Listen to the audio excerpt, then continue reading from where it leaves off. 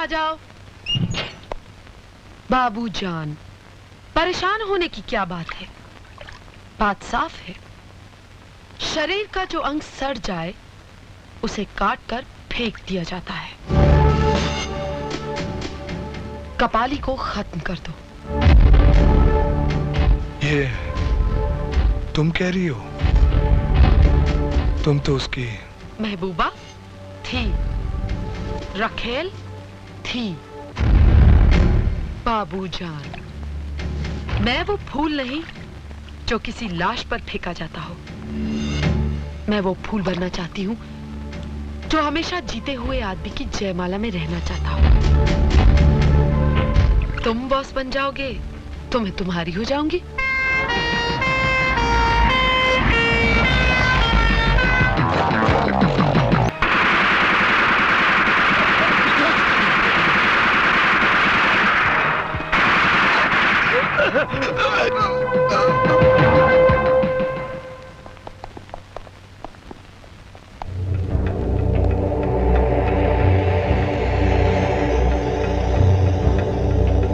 आज आपका जन्मदिन था।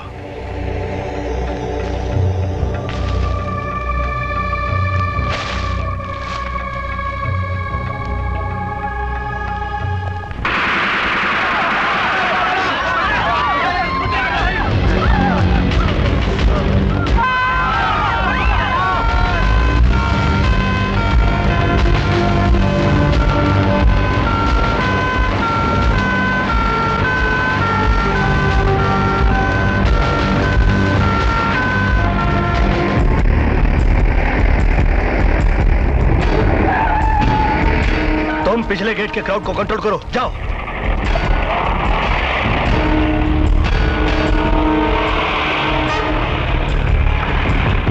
जाओ जल्दी से लाश का पंचनामा करो।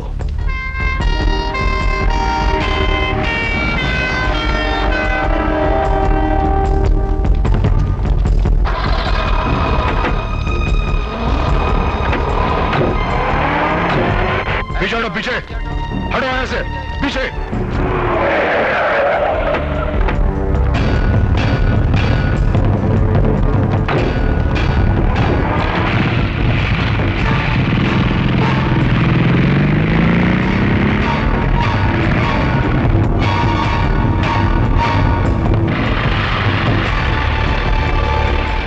पीछे पीछे हटो, हटाओ सबको पीछे, यहां से सबको पीछे हटाओ। कोई तमाशा नहीं हो रहा यहां पर।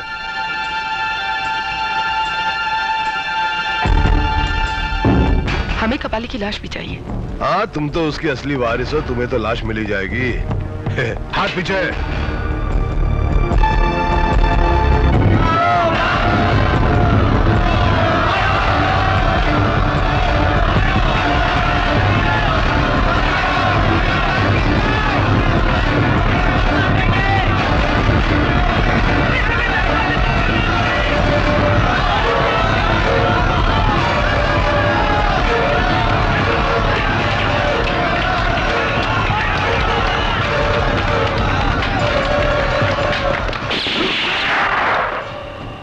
कानून अपने हाथ में मत लीजिए।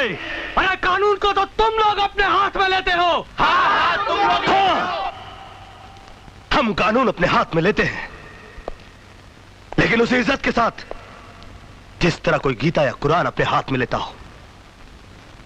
मगर आप लोगों ने एक गुंडे के लिए पत्थर और डंडे अपने हाथों में उठा लिए हैं। भूल गए कि कपाली ने कई निर्दोषों की जान ली। भूल गए कि कईयों की इज्जत लूटी उसने। कुछ भी था, वो हमारी जात वाला था।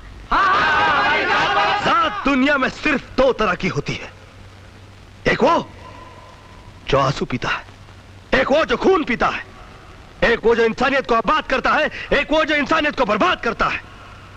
कपाली जैसे समाज का कोड अगर आपकी जात का हुआ तो क्या आप उसे गले लगा लेंगे? एक वक्त हुआ करता था जब हमारा समाज उसे अपना हीरो बनाता था, जो इंसान त्याग और बलिदान की मूर्त हुआ करता था। मगर आज लोगों ने गुंडों को अपना हीरो बनाना शुरू कर दिया है। अरे ये गुंडे तो गुंडे होते हैं, गंदगी लाख माथे पर रगड़ो वो चंदन नहीं बनती, हर लुटेरा वाल्मीकि नहीं बनता। बंद करो गुंडों की पूजा का ये रिवाज। और अगर ये रिवाज बंद नहीं हुआ तो वो दिन दूर नहीं जब इस देश की कोख से सिर्फ गुंडों की नस्लें पैदा होंगी, और उसका सबसे भारी नुकसान तुम जैसे लोगों को होगा, तुम जैसे लोगों को। भाषण बंद करो, हमें कबाली का कातिल चाहिए, कातिल। अबे हट, अबे हट, हट। मुझे कौन सा भाषण देकर तुझ जैसे नामर्द का वोट लेना है? Get out from here. Gate तोड़ दो और चलो आगे। हर वो कदम जो कानून तोड़ने के लिए आगे बढ़ेगा, मैं उसे अपाहिज कर दूंगा।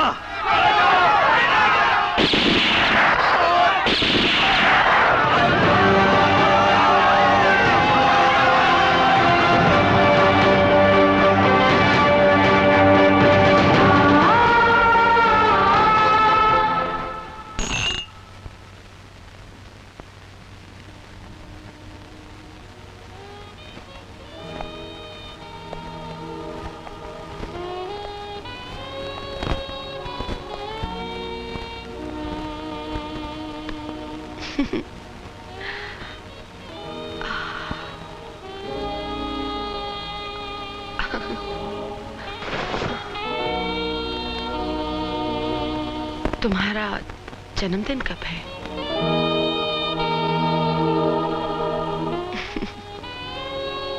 मेरा जन्मदिन उसी दिन होगा जब तुम्हारा जन्मदिन होगा।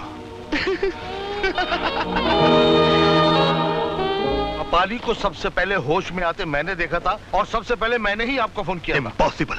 अगर आपने मुझे सबसे पहले फोन किया होता तो कातिल के पहुंचने से पहले इंस्पेक्टर सिद्धांत यहाँ होता। आप मेरी बात के यकीन कीजिए कि मैंने आपके थाने फोन किया था और किसी आदमी ने फोन उठाया था। मैंने कपाली के बारे में सारी बातें उसे बता दी थी ताकि आपको खबर दे सके। कौन था वो? मैंने उससे बार बार पूछा कौन हो तुम, कौन हो तुम। उसे जवाब तो नहीं दिया लेकिन फोन काट दिया।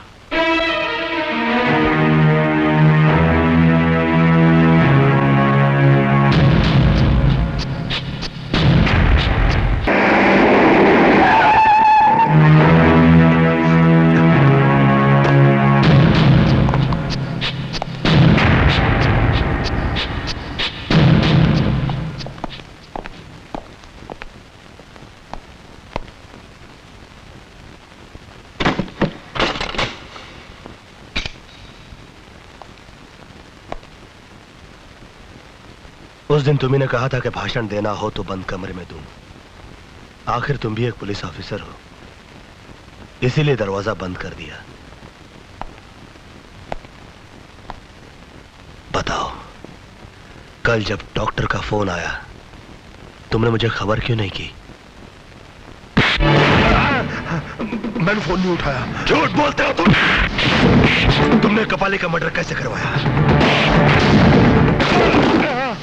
मैंने कुछ नहीं कहा, झूठ है ये सब। झूठ वो है जो तुम बोल रहे हो। सबसे पहले तुम्ही को खबर मिली थी कि कपाली होश में आने वाला है, और तुमने ये खबर गुंडों को पहुंचा दी। इसीलिए पुलिस पहुंचने से पहले गुंडे वहां पहुंच गए और उन्होंने कपाली को मार डाला। पता नहीं अंदर क्या हो रहा, कुछ खास बात हो रही होगी यार। तेरे को क्या, तू चुप कर खाली।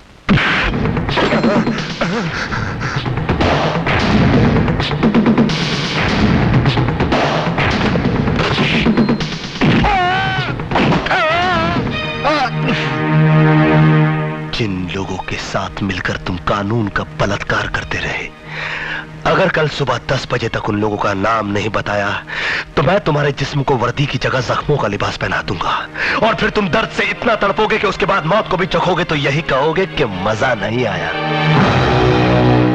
सर अर्जेंट कैसे सर?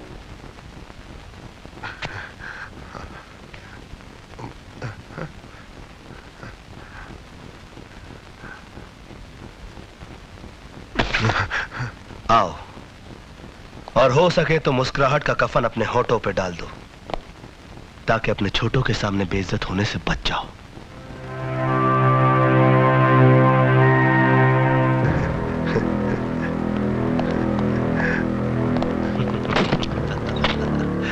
मजा आ गया ना? हाँ, बहुत मजा आ गया। अरे कोई साहब को कोल्ड ड्रिंक पिलाओ। कल 10 बजे। Cold drink sir.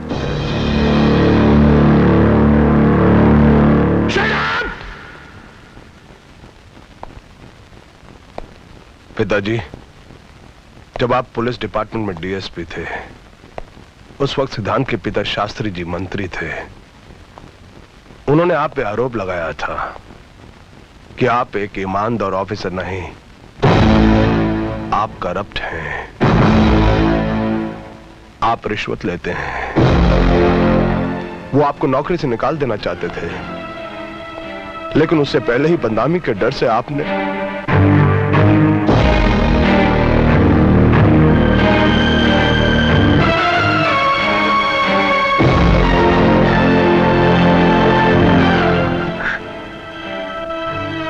मैं आपकी मौत के साथ साथ अपनी बेइज्जती का भी बदला लूंगा। मैं नफरत के मोहरों से दुश्मनी का शतरंज उसी की बिसात पे खेलूंगा और ऐसी मात दूंगा कि मौत भी रो पड़ेगी पिताजी।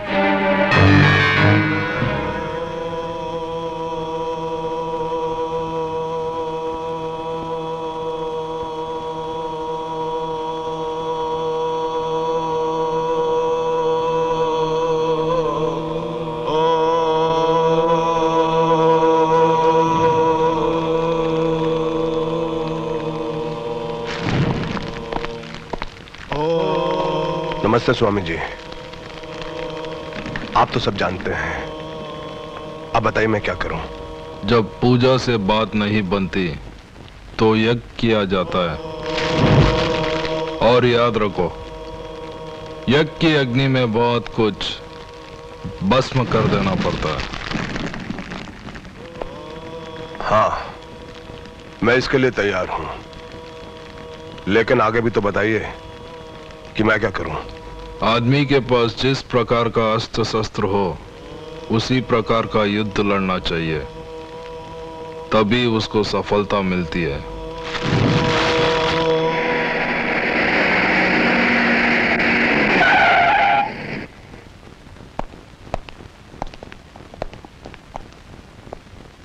गुड मॉर्निंग मिस्टर सिद्धांत।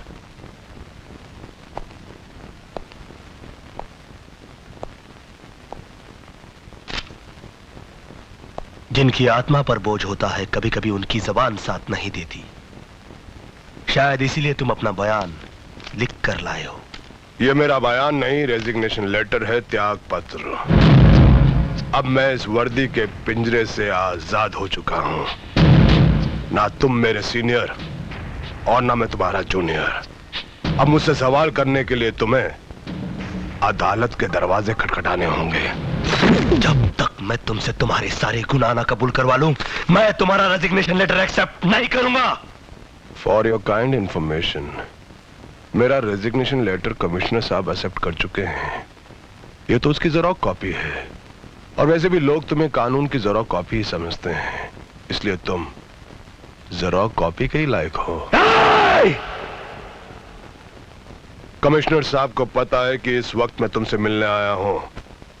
हद से बाहर मत निकलो, वरना कानून के शिकंजे में फंस जाओगे।